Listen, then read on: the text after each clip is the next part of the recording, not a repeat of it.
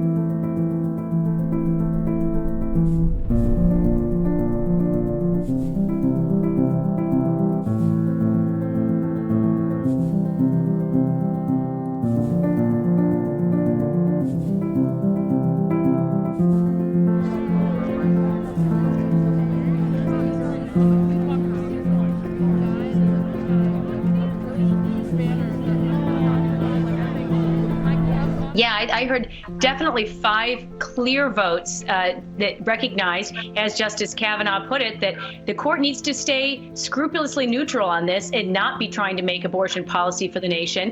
And I think Chief Justice Roberts as well, although he looked like he was trying to find a compromise, even those arguing against the law acknowledged that any other line they came up with would not be a workable standard either. The court just needs to get out of this. And the good news for Elizabeth, too, is saying, hey, you know what? Now the states can make these calls. There's going to be a lot of states like California, New York that say, hey, we want abortion all 9 months. It's going to be a battle that's going to be fought out in each state. And then the American people will have the right to come up with these compromises in this very controversial area of law. It should be for them and the legislatures, not for the courts to address those issues and make those balancing decisions. Speaking of the American people, we have a recent Fox News poll which showed let it stand, Democrats at 77%, Republicans at 53%. That's the first time more than half of Republicans joined the majorities of Democrats and independents in saying Roe versus Wade should remain the law of the land. That's the politics surrounding all of this, Elizabeth. But when you get into the arguments there, whether Roe is actually a good law, a good precedent, do they have an argument on that side? So it's not just the politics, it's the Constitution. Look, the Constitution protects fundamental individual rights, like the right to make these decisions for yourself about whether and when to have a family, about bodily integrity.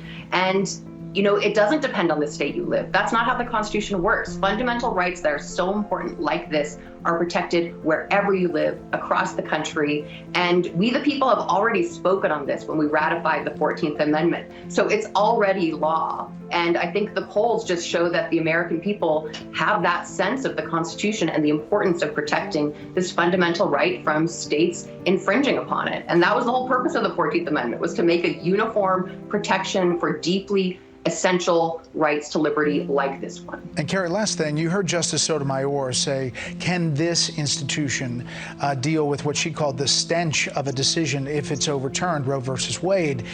You know, the Chief Justice has in the past looked at the big picture of what it means for the institution. Does that factor in here as you get into these arguments and looking at them? Well, that was discussed at argument today, and it was pointed out that the popular opinion of something shouldn't be the basis on which a court makes its decision. But I'll point out that looking at your polls, again, if you ask most Americans what they think overturning Roe would mean, they think it would outlaw abortion nationwide, and that's simply not what it would do.